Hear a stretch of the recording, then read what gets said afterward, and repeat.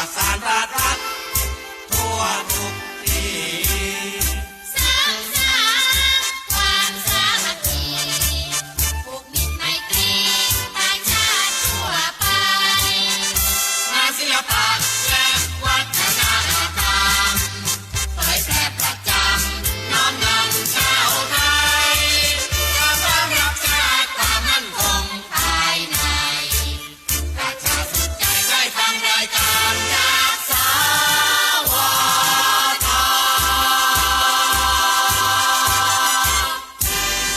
อรุณสวัสดิ์ค่ะท่านผู้ฟังที่นี่สถานีวิทยุกระจายเสียงแห่งประเทศไทยจังหวัดลำปางสถานีเพื่อบริการข้อมูลข่าวสารหน่วยงานภาครัฐและท้องถิ่นที่เชื่อถือได้ถูกต้องรวดเร็วพร้อมพัฒนาคุณภาพชีวิตประชาชนชาวลำปางให้ดีขึ้นอย่างยั่งยืนทำการส่งกระจายเสียงในระบบ FM ความถี่ 97 เมกะเฮิรตซ์ จากอาคารห้องส่งเลขที่ 420 ถนนพหลโยธิน ตำบลหัวเวียง อำเภอเมือง จังหวัดลำปาง ตั้งแต่เวลา 5 นาฬิกาถึง 24 นาฬิกา เป็นประจำทุกวัน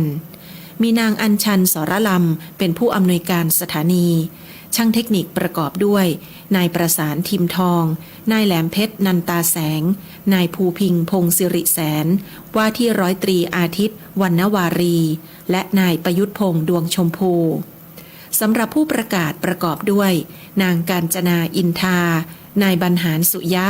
นางอัชราพรปวงจันทร์และนางสาวชุติการเหล่าชัยค่ะ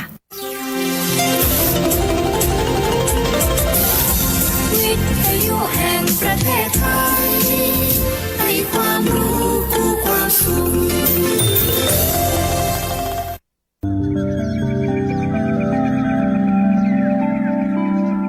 สถานีวิทยุกระจายเสียงแห่งประเทศไทยจังหวัดลำปาง FM 97 เมกะเฮิรตซ์ เสนอรายการธรรมะยามเช้า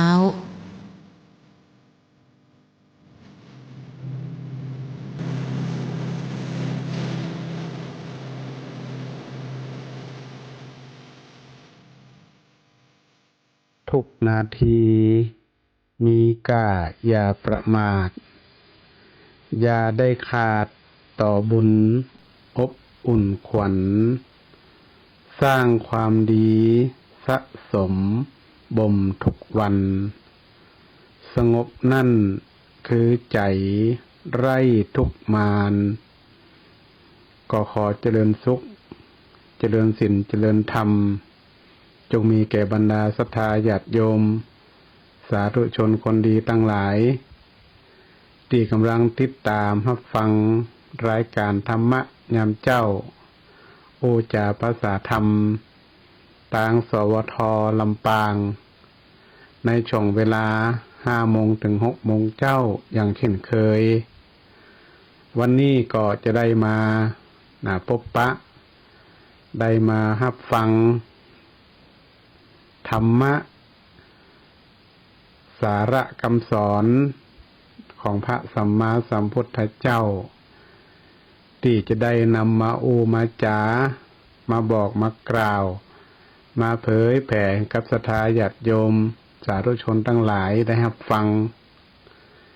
ซึ่งเป็นสาระที่เฮาในฐานะที่เป็นพุทธศาสนิกชนก็จะได้นำหลักธรรมคำสอนของพระสัมมาสัมพุทธเจ้าได้มาประพฤติปฏิบัติเพื่อเป็นแนวทางในการดำเนินชีวิตของเฮาเพราะว่าทุกวันนี้ศรัทธาญาติโยมก็ทราบอยู่แล้วว่าโลกของเฮานั่นมันมีการเปลี่ยนแปลงทุกสิ่งทุกอย่างมันก็ย่อมเปลี่ยนแปลงไปตามกาลเวลาพระสงฆ์องค์ข้าเจ้าก็ต้องปรับตัวก็ต้องปฏิบัติหน้าที่ตามแนวทางรูปแบบใหม่ๆได้นำธรรมะของพระสัมมาสัมพุทธเจ้าได้มาแสดงหรือว่ามาบอกมากล่าวให้ศรัทธาญาติโยมได้ฮู้สาระธรรมคำสอนที่เฮาได้ยึดหลักเป็นเครื่องยึดเหนี่ยวจิตใจที่เฮาได้ปฏิบัติกันมา เพราะว่าชาวพุทธของเฮานั่นก็มีความเลื่อมใสศรัทธาในพระพุทธพระธรรมพระสงฆ์เอาเป็นตีจังตีปึ่งตั้งจิตตั้งใจจะเนี่ยยังทำยังเฮาก็นึกถึงพระรัตนตรัยซึ่งเป็นที่พึ่งที่เฮาได้อธิษฐานหรือว่าได้ทำวัดสวดมนต์ก็ดีหรือว่าได้ปฏิบัติแนวทางมาก็ดีนี่เปิ้นฮ้องว่าเป็นแนวทางที่ญาติเฮาได้มีความสุขกายสุขใจเนาะเพราะพุทธศาสนานั่นเป็นหลักธรรมะที่ญาติเฮานั่นได้พ้นทุกข์ให้เข้าใจถึงทุกข์เพื่อให้ถึงซึ่งความสุขแต่ว่าบางทีบางครั้งเฮาก็อาจจะเรื่องของเวลา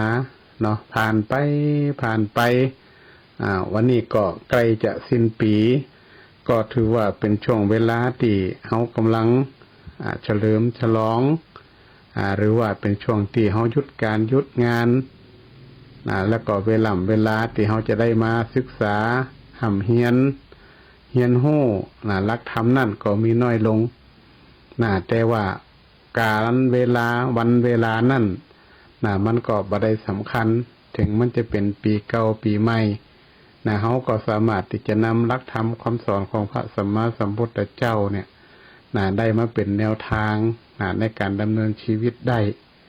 ตลอดเวลาเปิดห้องว่าธรรมะเนี่ยมันเป็นอมตะนะสถาอมตะนี่หมายความว่าเฮาสามารถนำมาใช้ได้ทุกเวลาทุกขณะบ่ว่าจะเป็นช่วงเวลาไหนในช่วงไหนเฮาได้เจอกับความทุกข์มีปัญหาหาทางออกบ่ได้อย่างเงี้ยเฮาก็ต้องนำธรรมะเนี่ยกลับมาพินิจพิจารณาบางท่านบางคนอาจจะบอกว่าเฮาบ่เคยฟังธรรมะเฮาบ่เข้าใจธรรมะของพระพุทธเจ้าเลยเนาะเฮาจะเอามาใช้ได้จะใดก็อันดับแรกเลยเฮาก็ต้องตั้งสติก่อน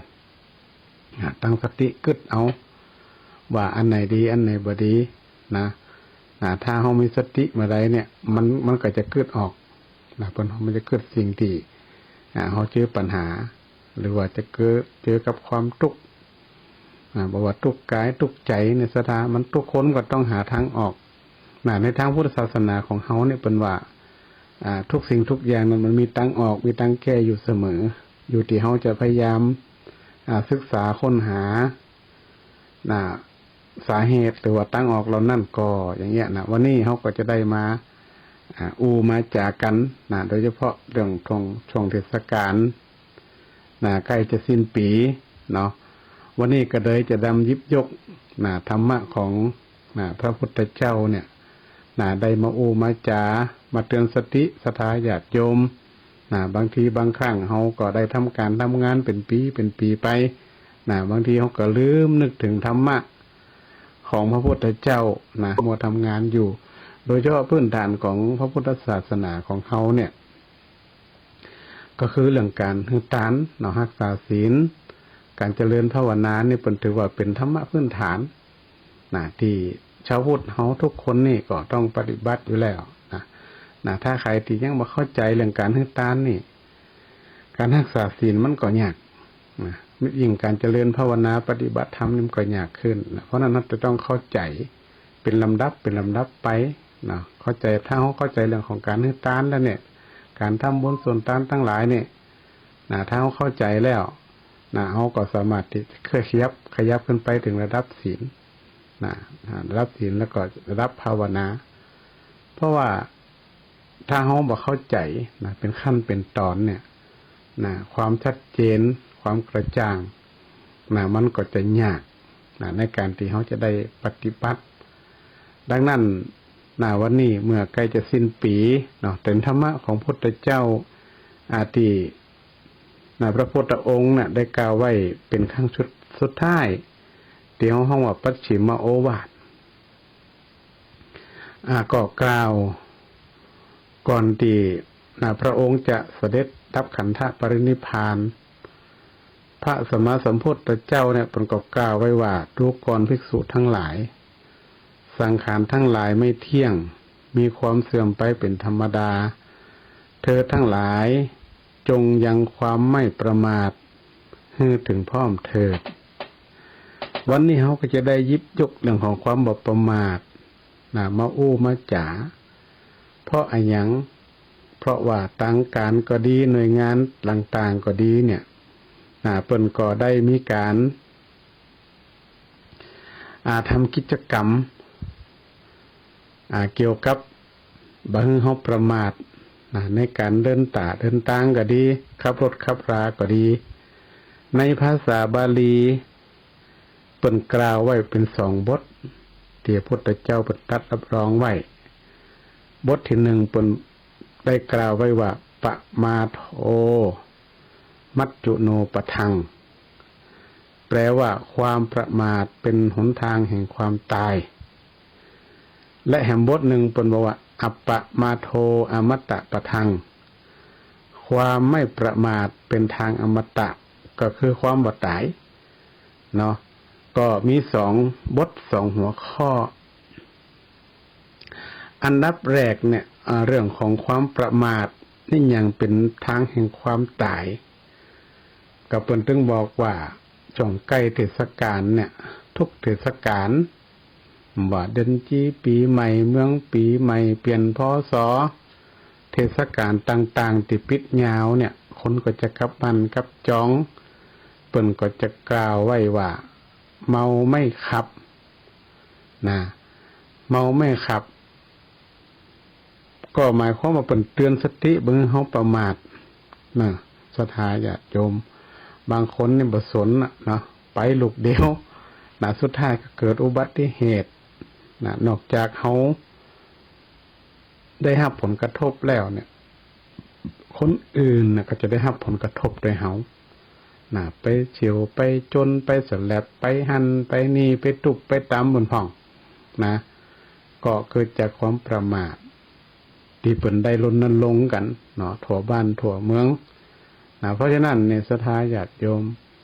คำว่าความประมาทเนี่ยมันก็ต้องกูกับความไม่ประมาทหลวงพ่อโค้นเปิ้นได้กล่าวไว้เรื่องความประมาทนะเวลาขับรถเร็วเนี่ยเปิ้นว่าถ้านั่งตัวเนี่ยแค่80เปิ้นก็ลงแล้วรถเปิ้นบ่อยู่แล้วอีเนี่ยเปิ้นก็ไปละนี่นะเปิ้นบอกถึงว่าเฮาบ่ได้ประมาทแม้แต่ใครนั่งตัวก็กลัวหมดศรัทธาเนาะขับรถมันบ่ได้สติสตังนี่มันก็ลำบากไปหันไปนี่มันเกิดความผิดพลาดได้ง่ายความประมาทในทางพระพุทธศาสนาเนี่ยก็หมายความว่าเฮาบ่ประมาทในที่ไหนคนตัวไปเนี่ยเฮาก็นึกว่าถ้าคนเฮาประมาทแล้วเนี่ยมันก็เหมือนกับกระต่ายกับเต่าเป็นนิทานชาดกนิทานที่เฮาได้เป็นปรัมปราเล่ามากันตั้งแต่สมัยตะก่อนแล้วเนี่ยเปิ้นเตือนสติเฮาว่าความประมาทเนี่ยมันเป็นจะได้เนี่ยความประมาทนิทานเรื่องกระต่ายกับเต่าเนี่ยทั้งที่มันจ้าศรัทธาเดินจ่าไปจ้าก็จะได้แต่ละก้าวนี่นะใช้เวลาเมินก็จะเดินจะไปนี่เนี่ยอย่างถึงชนะกระต่ายทั้งที่กระต่ายเองเนี่ยก็รับตาวิ่งกำเดียวก็ถึงตีหมายแล้วแต่ในนิทานเนี่ยเป็นเตือนเฮาเป็นบอกกล่าวเฮาว่าอย่าไปประมาทเต่ากับกระต่ายแข่งกันเนี่ยถ้าเฮาเดาว่าไผชนะนี่นะเฮาก็ตึงว่าเต่านั่นนะจะก้านกระต่ายนึงชนะมันเว้เนาะวิ่งเว้รูขนาดหมาไหลมันในหิมบัดตันนะแต่เต่านี่งมนะ ดังนั้นนี่ศรัทธาญาติโยมทั้งหลายในนิทานชาดกเนี่ยเรื่องของกระต่ายกับเต่าเนี่ยเพราะอะไรอย่างเพราะว่ากระต่ายเนี่ยประมาทเงาเต่าเนี่ยโอ้ยเดินจ้าจะได้กระตึงชนะนี่จะได้กระตึงชนะเพราะประมาทไงโอ้กระต่ายเนี่ยเดินไปวิ่งไปถึงเก้าไม้กระต่ายกันนี่ว่าโอ้สบายมากปล่อยให้เต่าไปก่อนเลยเป็นไก่ก็ได้อีเนาะตัวไปหันห่มไม่เย็นสบายนะไปนั่งปืนเก้าไม้หันนะโอ้มันเย็นเนาะสถามันก็เลยเผลอรับไปพอรับไปแล้วนี่แม่เคยรับเพลินกะ มันเย็นเนาะรับไว้ฝันไว้บ่อยๆไปแล้วนี่เอาฝันไทยเข้าเส้นชัยบนน่ะนะโอ้เพชรดงตื่นหนุ่มกำปอดเท่าป้อคำมันนะเต่าที่มีความพยายามเดินนะก็เดินไปเดินนะครับเต่าถึงเส้นชัยสตาเพียงกระต่ายสะดุ้งตื่นขึ้นมาโอ้แต่กระหาแข่งกับเต่าอยู่ดึกใดปัทเถอสปีดบิ่งไปมันตันสักคำปาก็รวดเต่าเข้าเส้นชัยชนะอันนี้เขาจะหันว่าเนี่ยนิทานก็จะบอกเขาว่าอย่าไปประมาทจะเป็นคนใหญ่คนน้อยคนบ่มีความรู้คนบ่มีการศึกษาหรือว่าคนมีความรู้มีการศึกษาเนี่ยเขาบ่ได้ไปประมาทมันกับกระต่ายนะคิดว่าตัวเองเร็วที่สุดละเร็วกว่าเต่าหลายร้อยเต่าแต่สุดท้ายมาเนี่ย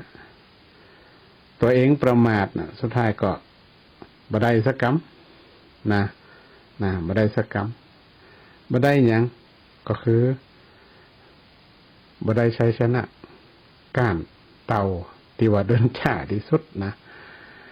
เพราะฉะนั้นเนี่ยศรัทธาญาติโยมการที่เขาจะหยังก็จ่างแต่เขาจะไปประมาทโอ้ว่าคนนั่นเป็นบ่ฮู้นั่นบ่ฮู้นี่เขาจะไปประมาทคนอื่นจะไปประมาทเขาทั้งที่ที่เขาก็ยังบ่ฮู้แต่ว่าเป็นจะได้บ่ดีไปประมาทบ่ดีไปดูถูกเขาว่าเขาเนี่ยได้บ่ได้นี่เขาจะไปฝังประมาทเตี่ยถ้าเผลอหรือมาเมื่อไรนี่มันก็เหมือนกับกระต่ายสุดท้ายมาก็ก้านเต่าที่เดินจ้าที่สุดอันนี้จึงเป็นตัวอย่างสมมติให้ศรัทธาญาติโยมได้เข้าใจว่าความประมาทนี่มันเป็นทางแห่งความตายนะเป็นทางแห่งความตายเป็นทางแห่งหายนะตีเนี่ยเฮานี่อาจจะเสียคู่เสียคนหรืออาจจะได้เจ็บได้รับความเดือดร้อนได้แต่ในทางพระพุทธศาสนาเนี่ยคำว่าเฮาบ่ควรจะประมาทในตีได้พ่องในตีนี้เนี่ยก็จะกล่าวไว้ประมาณบอกกี่เรื่องเนาะโดยเฉพาะเรื่องของเวลาเขาจะไปบอกว่าโอ้ยยังเจ้าอยู่ฝั่งไปไหนอีเวลายังมีอยู่เดี๋ยวก่อนเดี๋ยวก่อนเนาะเดี๋ยวไปบอดี้ประมาทว่าเวลามันยังมีหนักอยู่เขาคิดเสียว่าเวลามันก็มี24 ชั่วโมงมันเดียวกันจะไปประมาทเรื่องของเวลาจะไปล้อเพิ่นว่าทุกสิ่งทุกอย่างนั้นมันต้องไปตามเวลาจะไปล้อก่อนเดี๋ยวก่อนเดี๋ยวไปเนาะเวลายังมีอยู่เนี่ยสุดท้ายมาเขาก็ไปบัดตันเปิ่นประการต่อไปเปิ้นว่าบ่ประมาทในเรื่องของวันบ่เจอวันนี้ก่อนมันผูกก่อนวันฮื้อก่อนอ้างไปสารพัดอ้างสถาถ้าเฮามัวอ้างอยู่หั่นว่ารอวันนั้นก็วันนี้รอได้อยู่ก่อนวันนี้บ่ได้อยู่เตี่ยวันนั้นก็บ่ได้อยู่เตี่ยอีสุดท้ายมาเนี่ยเฮาก็บ่ได้ยะสักกรรมอ้างวันอ้างคืนอยู่หั่นนี่ก็บ่ได้ยะละ ประการต่อไปนะเปิ้นเพราะว่าบ่ให้ประมาทในการงานเขาจะไปคิดว่าการงานที่เขาทำอยู่เนี่ยนะมีความมั่นคงต่อชีวิตเขาแล้วเขาจะต้องหางานหาแผนสำรองไว้นะมันจะว่างานนี้ดีละถ้าเขามีแผนสำรองไว้วันใดวันหนึ่งเนี่ยเกิดงานที่เขาทำน่ะมันบ่มีความมั่นคงมีความหวั่นไหวหรือว่าอาจจะมีการเลิกกิจการหรือว่าอาจจะไปบ่ไหวถ้าห้องบ่มีการวางแผนไว้ล่วงหน้าเนี่ยเปิ้นห้องว่าบ่ดีไปประมาทในเรื่องการงานที่เฮาทำอยู่ทุกวันเนี่ยนะอันนี้ก็บ่ดีไปประมาทเรื่องการงานหน้าที่ของเฮาที่เฮาทำกันอยู่ประการต่อไปเนี่ยเปิ้นห้องว่าบ่ให้ประมาทในเรื่องของการศึกษาการศึกษาเนี่ยถามว่าก็มีความสำคัญนะบ่ดีว่าจบมาอีก็เอาละบางอันก็เอาละนะแต่การศึกษานี่บ่ได้หมายความว่าจบป .6 ม .3 ม .6 หรือว่าปริญญาโทปริญญาตรีปริญญาโทปริญญาเอกสถาคำว่าการศึกษานี่ถ้าเฮามองแบบโพดเขานี่มันมีสิสิ้นสุดนะมาเรียนในห้องเรียนก็ได้การศึกษาเนี่ยเฮาสามารถเรียนรู้ได้ไปเรื่อยๆอันไหนที่เฮาบ่ฮู้เฮาก็เรียนรู้ไประหว่างใบไม้ในกำมือกับใบไม้อยู่ตั้งนอกเนี่ยเฮาคิดว่าอันไหนหนักกว่ากันในกำมือของเฮานะมันมีน้อยเดียวแต่ถึงความรู้เนี่ยตั้งนอกมันมีหนักกว่าเฮาก็จะไปคิดว่าคนที่จบปริญญาตรีปริญญาโทปริญญาเอกเนี่ยจบความรู้สูงแล้วก็มีความรู้กว่าคนที่จบประถมมัธยมเนี่ยเขาจะไปคิดอย่างนั้นเพราะการศึกษาเนี่ยในทางพุทธศาสนาที่เป็นได้หมายถึงว่าจบประถมมัธยมปริญญาอย่างที่กล่าวมาน่ะแต่เป็นหมายถึงว่าคนเฮาเนี่ยจะเรียนรู้กันได้ขนาดไหนวุฒิการศึกษาเนี่ยเปิ่นวัดที่ระดับการเรียนบ่ได้แต่บ่ได้วัดความรู้นะว่ารู้นักรู้น้อยนี่นะแต่เปิ่นวัดที่วุฒิการศึกษาถ้าสมมติว่าเฮามีวุฒิการศึกษามาเปรียบมาเทียบมีการยืนยันเนี่ยเฮาก็รู้ว่าเฮาจบระดับไหนเนาะอย่างสมัยก่อนนี่การศึกษานี่เป็นจบมศ.3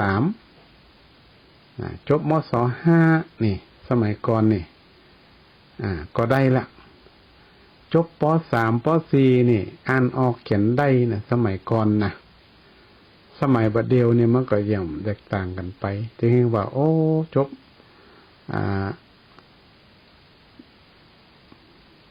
ตามหลักสูตรที่เป็นกำหนดผักบังคับของอย่างของนะสภานอกนั้นเนี่ยเรื่องของความประมาทเนี่ยเขาก็บอกควรจะประมาทในเรื่องการศึกษาเขาสามารถเรียนรู้ได้นำใจว่าจบม.6 กับป.ละจบปริญญาตรีกับป.ละนะความรู้ของคนเรานะมันเป็นห้องวุฒิการศึกษาผักบังคับตึกนี้ผักนั่นตึกนี้เขาก็เรียนรู้เพิ่มเติมถามว่าคนจบด็อกเตอร์จบปริญญาเอกแล้วสามารถเรียนรู้ต่อได้ก็มันก็มีเรื่อยๆมันมีการจบอันนี้คือการศึกษาในทางพระพุทธศาสนาเขาหรือว่าทั่วไปก็มีจบสถาการศึกษาเนี่ยเขาสามารถเรียนรู้ได้อันไหนที่เป็นความรู้ใหม่ๆที่มันยังบ่มีคำเตือนที่ยังบ่เกิดขึ้นคำเตือนเป็นห้องว่าองค์ความรู้นี่นะ เป็นห้ององค์ความรู้นะสถาเพราะฉะนั้นเนี่ยคนเฮาก็อย่าบ่ดีไปประมาทในเรื่องการศึกษาเขาต้องศึกษาให้รู้อยู่ตลอดเวลาโลกเขาเปลี่ยนแปลงหมุนไปเรื่อยๆนะเขาก็ต้องหู้ตันโลกหู้ตันสื่อหู้ตันเหตุการณ์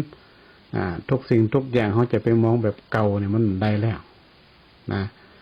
แบบเก่ามันเปลี่ยนไปตั้งหน้าติ๊กๆเขาก็ต้องมองไว้ตั้งหน้าการศึกษาเห็นโหต่างๆเนี่ยก็เหมือนกับเขาเห็นโหเรื่องโซเชียลต่างๆในศรัทธาญาติโยม ก่อนเฮามันจะฮู้จักเฟซฮู้จัก LINE เนาะนะบ่เดี๋ยวนี้ฮู้เหมือนกันหมดนี่ละอ่อนก็ฮู้คนใหญ่ก็ฮู้ผู้สูงอายุก็ฮู้หมดนี่หลายเฟซเดี๋ยวมาใหม่หยัง TikTok นี่อันหยังคือ TikTok หรือว่าเป็นเรื่องของ Instagram นี่Instagram มันเป็นกรรมที่ใหม่ๆเมื่อก่อนเฮากำเกิดได้ยินน่ะอย่างมั่ว TikTok น่ะเฮาก็ไปพอมันก็เป็นคลิปสั้นน่ะสถานคลิปสั้นที่เฮาหันแล้วปุ๊บเฮาเข้าใจง่ายเฮาดูสื่อดูข่าวดูเหตุการณ์ต่างๆเนี่ยยุคนี้สมัยนี้ก็ต้องฮู้เรื่องของ TikTok นี่ถามว่าพระสงฆ์จำเป็นต้องฮู้คอสถานมันก็ต้องตามกระแสนะมันก็ต้องฮู้พองก็ถึงขนาดที่ว่าต้องแบบทุกสิ่งทุกอย่างแต่ก็ต้องฮู้ไว้มันโลกมันเปลี่ยนแล้วโซเชียลมันก็เปลี่ยนยุคเปลี่ยนสมัยนะมันก็ไปตามวิวัฒนาการของมันไปเรื่อยๆเนี่ยสถาเฮาก็ต้องเรียนรู้ตัวไปต้องศึกษาตัวไปนะเฮาก็ต้องเปิ้นฮ้องว่าการศึกษาเนี่ยมันมีที่สิ้นสุดไอ้หยังที่มันมาใหม่ๆนี่โรคไอ้หยังที่มันมาใหม่ๆเมื่อก่อนเฮาก็โควิดเนาะเดี๋ยวมันโรคอย่างมาใหม่แหมเฮาก็ต้องศึกษาเรียนรู้ไปเพื่อที่เฮานั่นจะได้ปรับตัวปรับตัวเข้ากับเหตุการณ์สถานการณ์นั้นได้อันนี้เป็นเพราะว่าการศึกษาเนี่ยมันได้หมายความว่าจบปริญญาตรีปริญญาโทปริญญาเอกนะสถาญาติโยมในการศึกษาเนี่ยเขาจะรู้เป็นมอการศึกษาเรียนรู้ทั่วไปเนาะที่อันไหนที่เฮาบ่ฮู้กำเตียแล้วเฮาเรียนรู้เอาเนี่ยเป็นเพราะว่าการศึกษาเพิ่มเรื่อยๆอันนั้นการศึกษาระดับวุฒิการศึกษาเนี่ยก็เรียนรู้ในห้องเรียนบ้องเป็นเพราะว่าเป็นเกณฑ์เป็นระดับที่เฮาไปเรียนรับมาน่ะปริญญาโทปริญญาเอกปริญญาตรีม.6 ม.3 อนุบาลที่เฮาจบกันมาเป็นขั้นเนี่ยเปิ้นว่ามันเป็นเกณฑ์เป็นระดับเป็นชงชั้นเนาะในที่นี้การศึกษาเนี่ยเฮาก็บ่ดีไปประมาทว่าเฮาได้ศึกษาเรียนรู้ถ้าเฮาได้ศึกษาได้เรียนรู้อย่างต่างๆเนี่ยพอโลกนี่มันความรู้มันมาใหม่ๆนักเฮาก็ต้องศึกษาไว้ด้วยพ่องคือเป็นประดับคือหูตามโคนเฮาก็จะว่าเอาการศึกษาเอาข้อมูลนี่ไปใช้ในทางที่มันบ่ดีเนาะแล้วก็จะไปประมาทในเรื่องของสุขภาพของเฮาเนี่ยเฮาจะว่าโอ้มันเป็นหยังแข็งแรงอยู่ตลอดเวลานี่มันเป็นนั่นเป็นนี่อย่าไปประมาทถ้าเฮาเป็นเนี่ยเฮาก็ต้องป้องกันเป็นแล้วก็ต้องรักษาซะเนาะต้องรักษา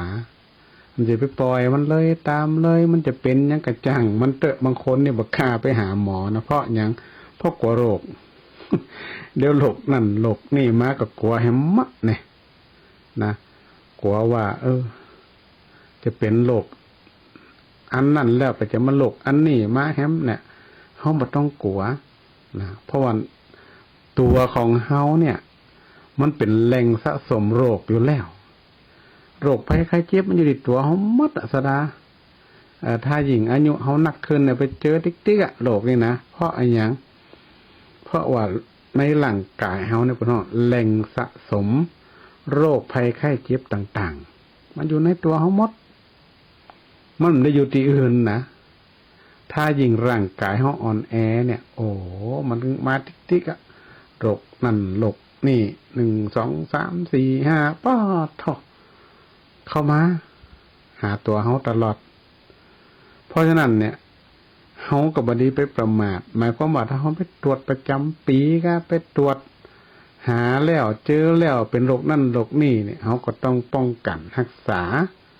ถ้าบ่เป็นหยังเตื้อเนี่ยก็จะไปประมาทหมอเพิ่นแนะนำหยังก็ก็คือปฏิบัติตามหมอพ่องนะบางคนนี่บ่เอาเฮากินยาก็บ่กินเนาะเฮาไปหาหมอก็บ่ไปนะสุดท้ายมาก็บ่ได้ไปเพราะนั่นเนี่ยเพิ่นว่าเรื่องของสุขภาพอย่าไปประมาทเนาะสุขภาพก็ถือว่ามีความสำคัญต่อเฮาเป็นอย่างยิ่ง ยุคนี้สมัยนี้นี่เขาถึงเรียกร้องหาแต่สุขภาพของเขานั่นแหละจะได้ให้สุขภาพดี ถ้าสุขภาพบ่ดีนี่มีเงินกี่ร้อยล้านก็บ่ใครไหวนะสตาเนาะเขากับใครขวายแฮะใครได้ใครมีอีกสักอย่างถ้าสุขภาพก็เจ็บอดๆแอดเนาะเดี๋ยวก็เจ็บหูเจ็บตาเจ็บแข้งเจ็บขาเจ็บหันเจ็บนี่เนี่ยโอ้มีเงินแสนเป็นล้านก็บ่ใครได้แล้วนะเดี๋ยวก็ไปห้องยาเดี๋ยวก็หมอปุ๊บเดี๋ยวก็เป็นนั่นเป็นนี่เนี่ยนะคนเฮาก็จะเรียกร้องหาความสุขที่มันแบบมีโรคนะโรคไปใครเจ็บนี่นะโอ้แต่ถามว่าถ้าเฮาอายุนักขึ้นเนี่ยนะโรคไปใครเจ็บมันจะหนักแต่ก็นะอย่าไปประมาทว่าเฮาเป็นนั่นน้อยอยู่นี่น้อยอยู่นะจะไปปล่อยให้มันเป็นนักมันไปนะสุขภาพทางกายเฮาเนี่ยถ้ามันมีความจำเป็นเอากลับไปหาหมอกินยุกกินยาเนาะโอ้บะเดียวนี่ยิ่งอาการแบบอีสำหายสถาญาติโยมต้องระมัดระวังเลยนะเป็นนั่นเป็นวัดเป็นไอเป็นไข้เป็นเมื่อยเจ็บหูเจ็บตาเจ็บคอเนี่ยมันไปหมดโรคบะเดียวเนี่ยเพราะนั้นเขาก็ต้องระมัดระวังนะเขาจะไปประมาทว่ามันเป็นอย่างนี้นะแล้วก็เขาจะไปประมาทว่าเขาเนี่ยจะมีอายุยืนยาวนะจะไปคิดเอาคนเดียวว่าโอ้ยเขาเนี่ยอายุยืนยาวนะดูอีป่ออีแม่เขาอายุ80 90 100ปลายก่อนตอนที่เป็นเสียชีวิตเนี่ยแล้วเขาก็จะคิดว่าเขาจะอยู่เท่าเพิ่นนะเพิ่นห้องว่าจะไปประมาทนะว่าเขาจะมีอายุยืนยาวนะมันตายเตี้ยมันเป็นอย่างเตี้ยอย่างเงี้ยนะเขาก็จะไปประมาทนะแล้วก็จะไปประมาทว่าเขาเนี่ยยังหนุ่มยังน้อยอยู่อันที่สำคัญนะสถาเป็นหนุ่มยุ่มเป็นยังจะเท่าเตี้ยอีนะนี่สำเน็จแต่ประมาทนี่นะเปิ้นบอกคือเนี่ยนั่นก็บ่เนี่ยทำนี่ก็บ่ทำนะอย่าไปประมาทอย่าไปประมาทตัวของเฮานะจะหนุ่มน้อยยุ่มจะเป็นหยังนะยุคนี้สมัยนี้นี่นะศรัทธาญาติโยมเนาะคนเฮาว่ากันนะอายุหนุ่มอายุน้อยก็มีสิทธิ์ไปได้เหมือนกันหมดนะบ่ว่าเปิ้นบ่ว่าตัวบ่ว่าไผก็แล้วแต่นะจะประมาทในชีวิตประมาทในวัยของเฮาเนี่ยนะชีวิตของเฮามันเป็นสิ่งที่มันบ่แน่นอนทุกสิ่งเนี่ยมันไม่แน่นอนนะชีวิตคนเฮาเกิดมามันบ่แน่นอนนะจะไปประมาทนะอายุสั้นอายุยาวเฮาก็บ่ฮู้มันว่าอยู่ถึงมาใดก็ถ้าเฮาฮู้มันก็ดีนะศรัทธาญาติโยมเนาะว่าคนเฮานี่เกิดวันนี้เด้อแล้วก็จะตายวันนี้เด้ออีนะถ้ามันฮู้อีกก็ดีกะแต่มันบ่ฮู้นี่นะมันบ่ฮู้วันตายบ่ฮู้วันที่เฮาจะไปนะเพราะฉะนั้นเนี่ยอย่าไปประมาทในชีวิตนะอย่าไปประมาทว่าโอ้เฮายังหนุ่มยังสาวอยู่เฮายังวัยเป็นละอ่อนอยู่ชีวิตเฮาดีแล้วนะเขาจะไปคิดขนาดนั้นบางคนนี่ก็เข้าใจผิดนะศรัทธาญาติโยมว่าเกิดมาแล้วเนี่ยอยู่ในท่ามกลางความร่ำรวยเงินทองนักมากหลายแล้วนี่เขาจะไปว่าเขามีความสุขติดเพียงพอหรือมีชีวิตติดเพียงพอแล้วทุกสิ่งทุกอย่างมันบ่แน่คนทุกข์อาจจะเป็นคนรวยคนรวยอาจจะเป็นคนทุกข์ได้นะชีวิตคนเฮามันมีขึ้นมีลงเพราะนั่นเปิดถึงบอกว่าจะไปประมาทในชีวิตของเฮาในชีวิตของเฮานี่มันบอกว่ามันจะอยู่ได้ขนาดไหนมันจะมีเปลี่ยนแปลงในชีวิตขนาดไหน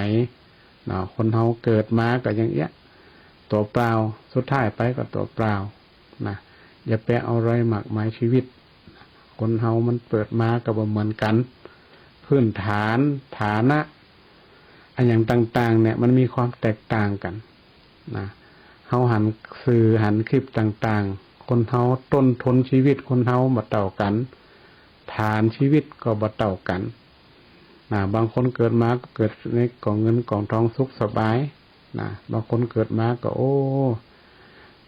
ก็ทำกลางที่ทุกข์ยากลำบากเขาก็หันตามสื่อตามอย่างต่างๆเยอะแยะมากมายเป็นสิ่งที่สะท้อนย้อนมาดูตัวเขาว่าเขาบ่ได้ไปประมาทนะถึงแม้ว่าจะเป็นคนรวยมี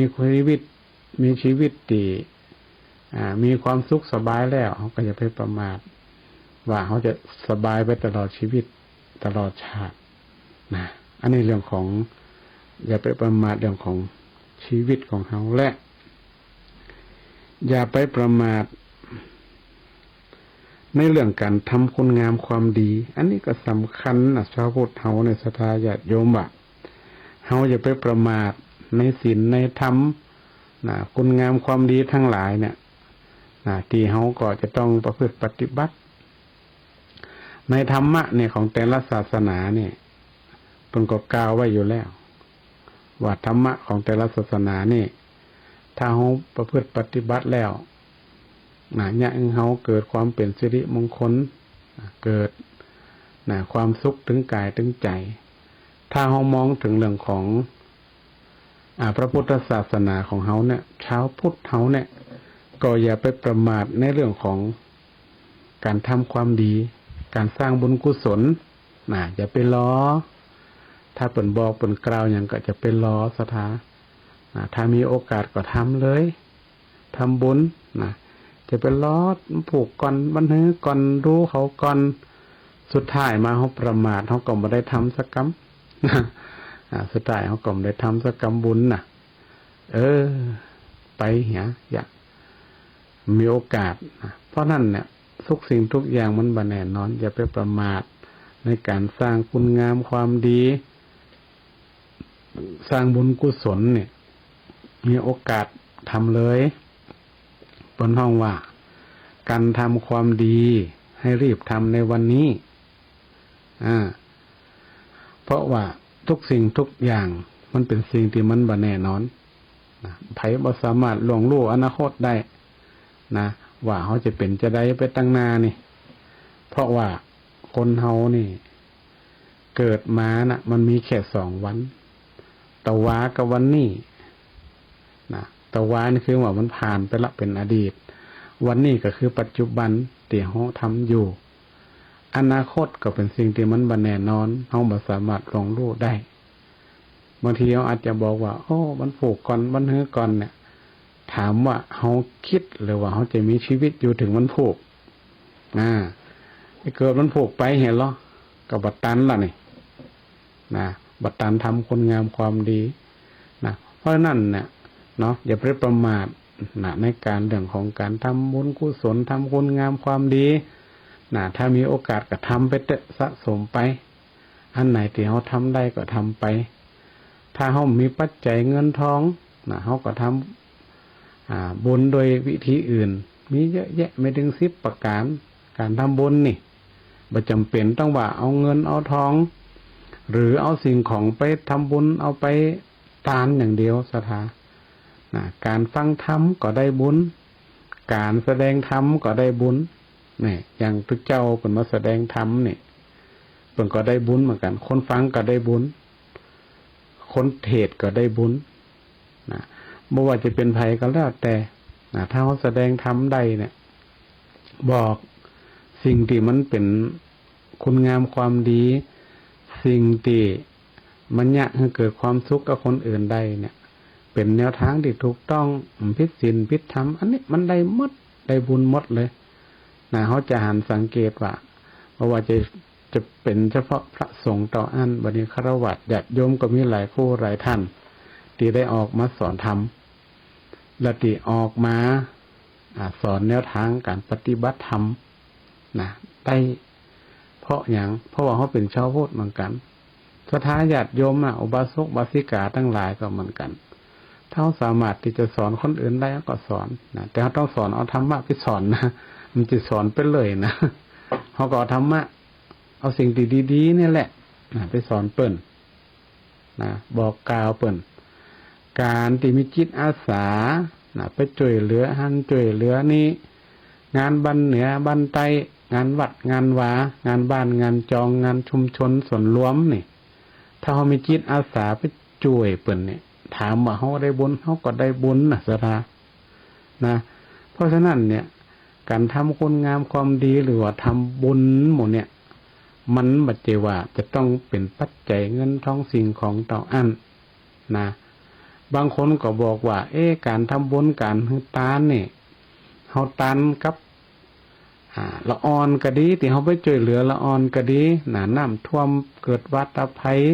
อุทกภัยหรือว่าเหตุภัยต่างๆที่มันเกิดขึ้นเนี่ยเฮาไปทำทานกับหมู่นั้นได้ก็ได้นะอานิสงส์ก็ได้เหมือนกันเนาะอานิสงส์บ่ได้แต่ว่าชาวพุทธเฮาเนี่ยมีความเชื่อว่าในการที่เฮาทำบุญกับพระสงฆ์องค์เจ้าสามเณรเจ้าเนี่ยเพราะว่าเป็นผู้มีศีล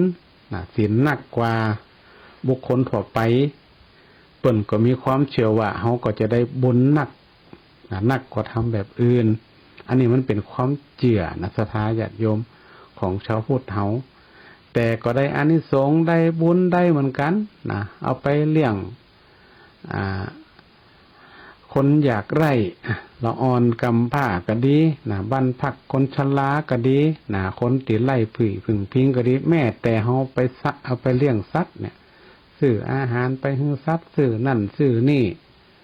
ให้สัตว์ให้สิ่งที่มีชีวิตเนี่ยเฮาก็ได้อานิสงส์บุญเหมือนกันแต่ว่ามันก็อาจจะได้แตกต่างกันไปเนาะตามความเชื่อของชาวพุทธเฮานะอันนี้ก็เป็นตามความเชื่อที่เฮาได้ศึกษาได้เห็นหูมาสถาเพราะนั่นเนี่ยเรื่องอย่าไปประมาทในฐานะที่เขาเป็นชาวพุทธเนี่ยอย่าไปประมาทเรื่องของการทำบุญทำความดีเนี่ยจะได้เขาถึงสร้างบุญไว้ให้กับตัวเขาเหมือนกับเขาจะกินข้าวกินน้ำนี่สถาเหมือนกับเขาอยากเข้าเขาหิวเข้าเขาก็ต้องกินข้าวเขากินแล้วเขาก็ต้องอิ่มเฮาทำเองเฮากินเองก็เหมือนกับเฮาทำบุญนั่นแหละเฮาทำเองเฮาก็ได้เองถ้าให้คนอื่นทำเฮอมันก็ได้น้อย มันได้มันหนักต่อได้ได้น้อยได้แต่ได้น้อยบางคนก็เอาไปแปะไว้เนาะเอาจื่อไปแปะก็ดีเอาจื่อไปออกตะเปิ่นเนี่ยแต่ทั้งที่ตัวเองก็บ่ได้ทำน่ะมันก็ได้แค่น้อยเนาะยกมืออนุโมทนาบุญก็ได้แต่ที่เฮือนเต่าเปิ่นก็มันก็คงจะบัดเต่าเนาะมันก็เขากินข้าวนั่นกินข้าวกินน้ำเขาหิวเขาก็ต้องกินบุญคนงามความดีหมู่นี่มันเป็นสิ่งที่เขาจะต้องบ่ประมาทในการทำอย่าไปว่าโอ้เดี๋ยวก่อนผูกก่อนฮื้อก่อนสุดท้ายมาก็ไม่ได้ทำเนี่ยเหมือนกับศรัทธาญาติโยมบางท่านบางคนนี่เปิ่นจนไปวัดไปซักเตี่ยเหมือนกับอันจักหางแมวออกจากศาสตร์นี่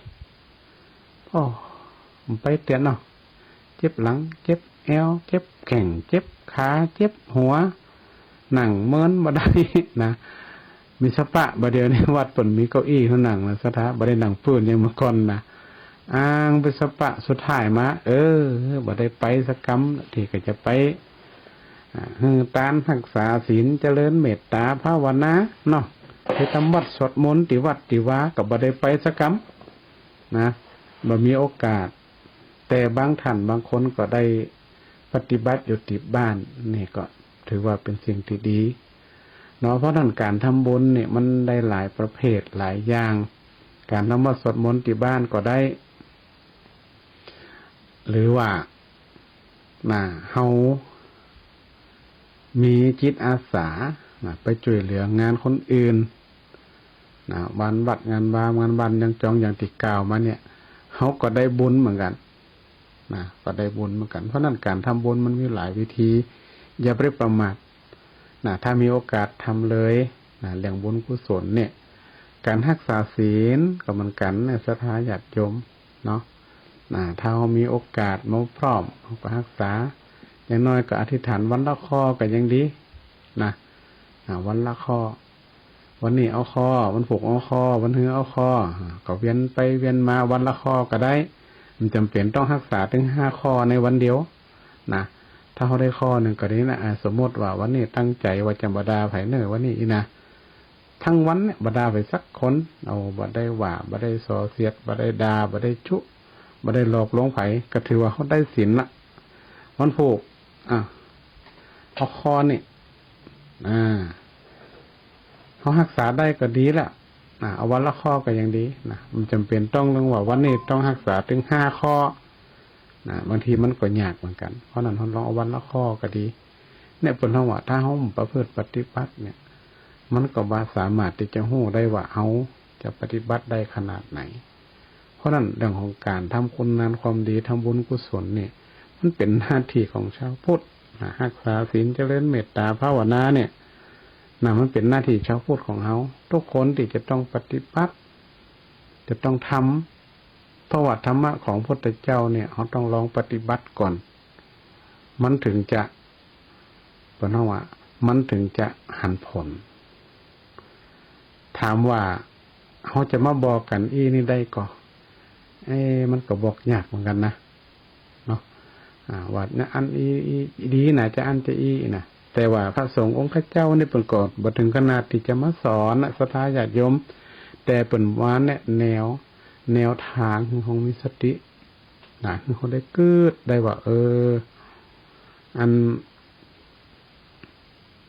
สิ่งที่เขาทำเนี่ยมันเป็นจะได้อย่างนี้นะมันดีก็บ่ดีอย่างเงี้ยนะเพราะว่าถ้าเขาตั้งอยู่ในความประมาทคนเขาถ้าประมาทแล้วมันสามารถไปได้หมดสามารถทำผิดได้ทุกอย่างนะอันพระพุทธเจ้าเนี่ยพระองค์บ่นได้มาสรุปสุดท้ายนะว่าความบ่ประมาทนี่ถือว่าสุดยอดที่สุดถ้าคนเขาประมาทมาได้เนี่ยมันสามารถพลั้งเผลอทำผิดได้ทุกอย่างนะทำเผลอได้เพราะอย่างเพราะว่าความประมาทเนี่ยมันเนี่ยคือเขาเกิด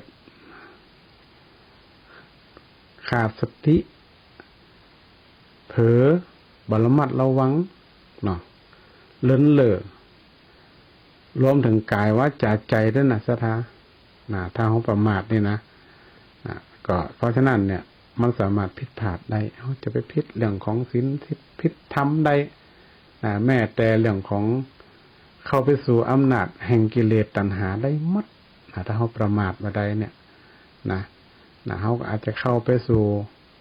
ห่วงของกิเลสตัณหาความโลภความโกรธความหลงได้ถ้าเขาประมาทในชีวิตของเขาเนี่ยเพราะฉะนั้นเนี่ยการที่เขาจะประมาทก็บอกว่าจะประมาทสิ่งที่กล่าวมานี่อาจจะนักน้อยในสถานเนี่ยหลายข้อน้อยนะวันนี้นะแต่เขาก็ลองจำว่าสักข้อ2 ข้อเนาะอย่างน้อยก็ประมาทในการทำบุญก็ยังดีนะเขาก็จำได้ว่าแต่เปิ่นเพิ่งประมาทในการสร้างบุญสร้างกุศลมันเป็นการสะสมคุณงามความดีให้เขาเป็นเข้าปกเข้าหอเป็นเสบียงที่เขาจะเอาไปใช้ในวันผักหน้าถ้าเขามีข้าวปกข้าวหอมีเสบียงเนี่ยมันจะมีหยังมาจ่วยเขาสมมติว่าบุญที่เขาทำไว้เนี่ยมันเป็นข้าวปกข้าวหอเขาระหว่างเดินทางเขาทำไม่เลยเกิดระหว่างทางเดี๋ยวเขาเดินไปเขาหิวข้าวเขาจะเอาที่ไหนมากินเขามีนะแล้วอันอย่างจะมาจ่วยเขาได้จะไปเอาของคนอื่นก็บ่ได้มันไม่จืดหมดนั่นก็เป็นของนายกอเป็นของนายขอเป็นของนายงอหมดของเฮามีซากอันเนี่ยมันก็เป็นข้าวปกข้าวหอที่จะปาเฮานำตังเป็นความเจือตีทางพระพุทธศาสนาสอนให้เฮามันสร้างบุญตีบ่คือเพราะประมาทเลยการสร้างบุญมีศีลมีธรรมนี่นะเป็นสิ่งที่พุทธเจ้าเนี่ยเปิ่นถึงกล่าวไว้สุดท้ายว่าถ้าเฮาบ่มีความประมาทอย่าให้ประมาทตรงกันข้ามเลยสถาถ้าเฮาประมาทเนี่ยกับบ่ประมาทเนี่ยคนที่บ่ประมาทเนี่ยมันจะมีสติระลึกได้ว่าจะเนี่ยหยังจะหยังจะทำหยังจะมีความรอบคอบมีความคิดที่จะจดจำกำโพดติมาแล้วเนี่ยแม้แต่จะเมินละก็ยังจำได้อยู่ นะแม้แต่เรื่องของกิเลสตัณหาต่างๆที่ได้กล่าวมาเนี่ยถ้าคนเฮาบ่ประมาทเนี่ยมันเกิดได้โอ้อันนั้นโลภเนาะเอาของเปิ้นมันจะโลภจะยิบจะขโมยจะเอาของเปิ้นเนี่ยมันก็เกิดได้ล่ะนะว่าโอ้มันบ่ดีโลอันนี้มันเป็นของเปิ้นเฮาเอาเฮาหันข้าวสถาญาติโยมที่หลายๆท่านหลายๆคนเนี่ยนะเก็บของได้พ่องมีคนลืมของนะแล้วเฮาก็ประกาศหาเจ้าของที่เปิ้นลืมน่ะนี่ก็อันนี้แสดงว่าเฮาประมาทในชีวิตของเฮานะเฮาประมาทเฮาตั้งถือที่ว่าอันนี้มันใจของเฮาโลนี่นะเฮาคิดอยากจะคืนให้คนอื่นหลายๆคนนี่สัมภาษณ์นะถ้าคืนของเนี่ยจะคิดเหมือนกันเพราะว่ากลัวเปิ้นลำบากถ้าเอาของเปิ้นมานะก็กลัวเปิ้นลำบากเนี่ยแสดงว่าคนที่บ่มีความที่บ่ประมาทอยู่เสมอเลยคิดอยู่ตลอดว่าอันนี้มันเป็นของเปิ้นมันเป็นของเฮานะโลภมาดีเนาะอันนี้มาได้ใจมันได้แม้แต่ความโกรธนะโกรธก็เหมือนกันถ้าเฮาบ่มีความประมาทเฮาจำโกรธไปใครจะด่าใครจะว่าที่ว่าให้ยกย่องชื่นชมเฮาก็บ่หลงไหลในสิ่งเหล่านั้นเนี่ยอันนี้เปิ้นเฮาว่าเฮาบ่มีความโกรธนะเขาโกรธจังเขาว่าจังเขาอีนะจังเคาน์เตอร์อีนะคนเมืองเฮานี่นะนี่แหละเปิ้นเฮาว่าเฮาบ่ประมาทนะเพราะเฮาบ่ประมาทแม้แต่เรื่องของความหลงหลงผิดหลงตั้งหลงนั่นหลงนี่หลงคับคิบคับแขวนเนี่ยนะถ้าเฮาบ่ประมาทแล้วเฮาความหลงเฮาก็จะมีน้อยแม้แต่เรื่องของการลืมเนาะนะหลงลืมก็เป็นธรรมดาแต่ก็ยังคิดได้อยู่จำได้อยู่อีนะนี่ก็ยังเป็นเรื่องปกติธรรมดานะของคนเฮานะเพราะฉะนั้นเนี่ยพระพุทธเจ้าเนี่ยเปิดถึงกล่าวไว้แล้วว่าความบ่ประมาทเนี่ยนะมันก็จะเนี่ยเฮานี่มีความอมตะนะหรือว่าความบ่ตายนะอมตะเป็นอมตะเป็นสิ่งที่บ่ตายภัยก็บ่อยากประมาทศรัทธาญาติโยมนะแต่บางครั้งมันก็มีความจำเป็นเนาะมีความจำเป็นมันมีความแตกต่างกันนะระหว่างคนประมาทกับคนประมาทเนี่ยบางคนนี่ขยันยังกระกึดเนี่ยยังกระเนี่ยนะขี้กดขี้เกียจขี้กิ้วนะขี้สปะสเปดขี้วิน มีหมดเพราะอย่างเขาประมาทไงนะเขาประมาทเขาลืมตัวไปว่าเขานี่เป็นเจ้านั่นเจ้านี่เขาก็เลยลืมไปเนาะโดยสรุปแล้วเนี่ยการแก้ความประมาทก็คือบ่ประมาทนั่นแหละตรงกันข้ามมันน่ะคนบ่ประมาทก็เหมือนกับคนมีสติเตือนสติเขาอยู่ตลอดเวลาเหมือนกับช่วงตีได้ไว้ตะกี้นะช่วงเนี้ยก็ถือว่าเป็นช่วงส่งท้ายปีเก่าต้อนรับปีใหม่เนาะก็เป็นเทศกาลที่คนเดินทางนักคนเดินทางหลายกลับบ้านกลับจองกันบางคนก็ปี2 ปี 3 ปีบ่ได้กลับบ้านกลับจองก็อยากจะกลับมาบ้านมาแอวหาพ่อหาแม่หาปู่หาย่าหาตาหายายบางทีก็เป็นพ่อเป็นแม่แอวหาลูกหลานที่อยู่ตั้งบ้านตั้งจองเพื่อที่จะมากราบมาไหว้เพื่อก็จะได้มาอยู่ร่วมกันเป็นครอบครัวที่อบอุ่นมันเหมือนในมัดเตี่ยเพราะว่ามันก็ต้องไปทำหน้าที่ทำการทำงานแต่สิ่งที่สำคัญละการเดินทางในศรัทธาญาติโยมก็ฉลองก็มันพอดีนะจะไปให้มันเสียสติเกินไปอย่าไปประมาทเกินไปเนาะเพราะฉะนั้นเรื่องของการตีเฮาบ่ประมาทเนี่ยมันก็ยากให้เฮาได้เกิดสติมีความสุขถึงเปื่อนถึงตัวศรัทธาญาติโยมก็ไปหาครอบครัวก็หม่อนนั้นสันเล่ากันเฮาคิดถึงพ่อถึงแม่คิดถึงครูบาอาจารย์แล้วก็ที่สำคัญก็จะไปลืมคิดถึงบ้านถึงจองถึงวัดถึงว่าถึงชุมชนของเฮาเนี่ย เนาะกลับมาบ้านมาจองกับชุมชนเฮาเนี่ยอย่างพ่องเฮาก็ไปร่วมเปิ้นพ่องก็ดีนะเพราะมันเมินเฮามาเตี่ยนึงมาบ้านมาจองห่มได้มามันห่มได้มาฮู้มาหันว่าเปิ้นเนี่ยอย่างพ่องนะถ้าเปิ้นมีกิจกรรมหยังเฮาก็ไปช่วยเปิ้นพ่องนะเพราะว่าอย่างน้อยที่สุดก็เฮาได้สำนึกฮักบ้านเกิดของเฮานะบ้านที่เฮาได้คือกำเนิดเกิดมาเป็นบ้านที่อยู่อาศัยเนาะใหญ่กับหันใหญ่กับนี่ในบ้านในจองตลอดจนถึงพ่อแม่ลูกหลานญาติพี่น้องมันเหมือนมาเตี่ยนึงก็อยู่กันเนาะอย่าไปเฉลิมฉลองจนหูหัวหูหางจนมีการทะเลาะเบาะแว้งกันอีกก็บ่ไหวเหมือนกันนะก็ให้มันมีสติเนาะเขาจะต้องตั้งอยู่ในความบ่ประมาทนะอย่างที่ธรรมะของพระพุทธเจ้าเนี่ยเปิ่นได้สรุปไปเป็นโอวาทครั้งสุดท้ายก่อนที่พระองค์จะรับขันธปรินิพพานเนี่ยก็คือความบ่ประมาทหมายความว่าธรรมะทั้งหมดทั้งมวลในศรัทธาญาติโยมมาลงที่ความบ่ประมาทข้อเดียวนะดีหมดนะเฮาอยู่ที่ว่าเฮาประมาทแต่อันน่ะดีหมดทุกสิ่งทุกอย่างเฮาก็มีความสุขเฮาก็ม่วนเฮาก็อยู่กันเป็นครอบครัวที่อบอุ่นเป็นครอบครัวที่มีความสุขบ่ทะเลาะเบาะแว้งบ่ว่าหยังกันฮือไผอย่างเงี้ยนะก็ไหนๆก็กลับมาแล้วเฮาก็ต้องสร้างความสัมพันธ์ความรักให้กับครอบครัวของเฮาโดยเฉพาะผู้เป็นพ่อเป็นแม่ที่เปิ้นเลี้ยงดูเฮามานี่สำคัญศรัทธาญาติโยม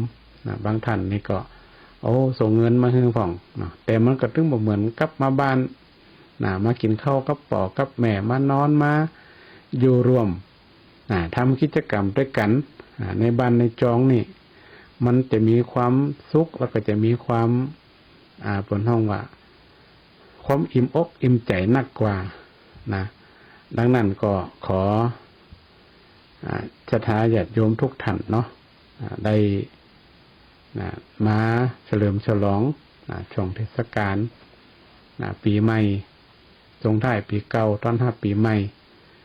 ได้ร่วมกับครอบครัวให้อย่างมีความสุขถึงกายถึงใจถ้าเรามีโอกาสมีเวลาวัดวาอารามหรือว่าในชุมชนเปิดมีกิจกรรมยัง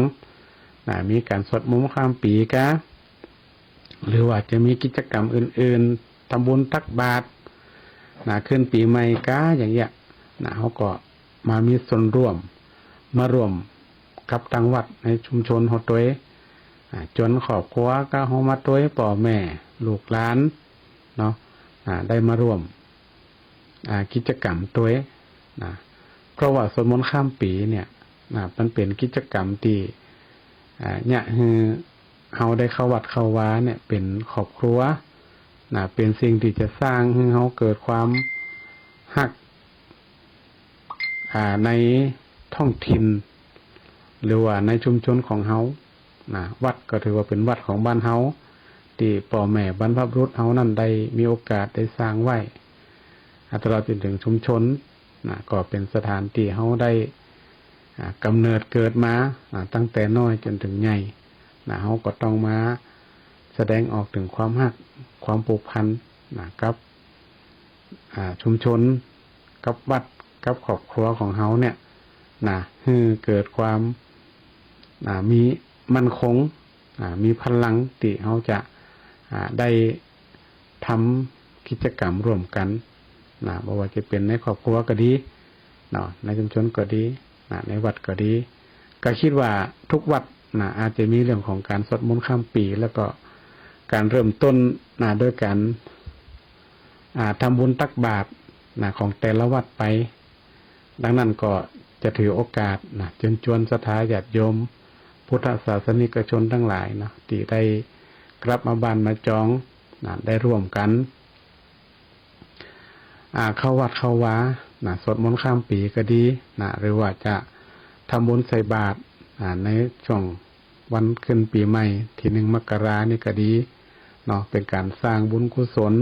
สร้างคุณงามความดีในการเริ่มต้นศักราชใหม่แล้วเขาก็จะได้อยู่ดีมีสุขมีความสุขความเจริญ คิดสิ่งใดก็สมความมุ่งมั่นปรารถนาเจริญในหน้าที่การงานมีความแคล้วคลาดปลอดภัยพยัญชนะทั้งหลายก็จะได้มากร่ำมากายโชคดีปีใหม่มีอายุวันนะ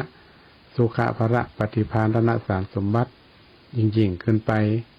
ทุกท่านทุกคนตลอดปีตลอดไปด้วยเทิน ติดตามรับฟังรายการธรรมะยามเช้าได้ใหม่ในวันและเวลาเดียวกันนี้ทางสถานีวิทยุกระจายเสียงแห่งประเทศไทยจังหวัดลำปาง FM 97 MHz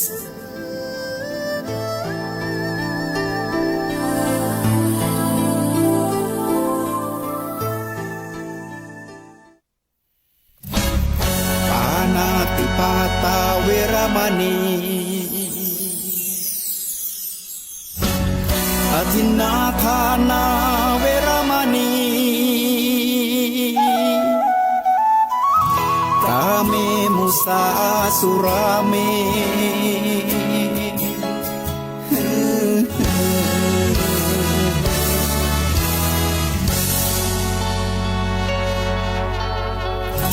ศีลคือข้อห้ามธรรมคือข้อให้พุทธองค์ตรัสไว้ชี้ทางใจให้ภาคเพียรเบญจศีลเบญจธรรมท่องจำสมัยเราเป็นนักเรียนธรรมะไม่เคยแปรเปลี่ยนแต่เรายังจำได้มาทวงคำมันหมู่บ้านศีลห้าถือเป็นพันธะชาวพุทธ